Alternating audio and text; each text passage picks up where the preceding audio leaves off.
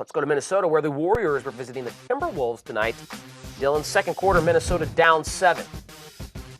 Good thing Ricky Rubio's a good passer. He sure as hell can't shoot. Finds Karl-Anthony Towns for the oop. Golden State trailed by 10 at the start of the fourth quarter. But in that fourth frame, it was all Dubs. Klay Thompson, bang from the wing. They outscored the T-Wolves 38-20 in the final 12 minutes of this game on the road. Kevin Durant finishing at the rim.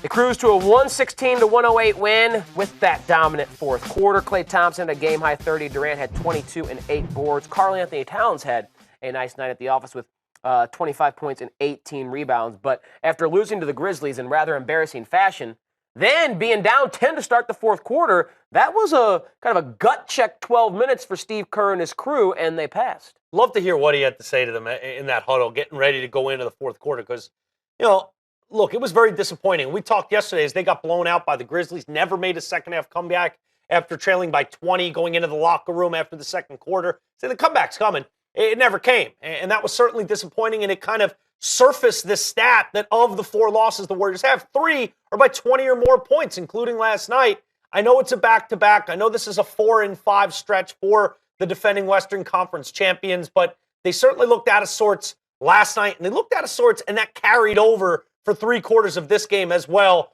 But like you said, they really leaned on the starters. Steve Kerr must have challenged KD, Klay, and Steph, Draymond as well, in that last 12 minutes to say, show me something. Go steal this game away. This is a bad team we're playing right now. I don't care if you're tired. I don't care if we've been on the road for a little while. You didn't bring it last night late when we needed it to kind of flip that switch. Show me you can flip it tonight, because there's going to be times that aren't just mid-December games. In the playoffs where we need to flip that switch. Let's prove it to ourselves right now in this huddle that we can do it.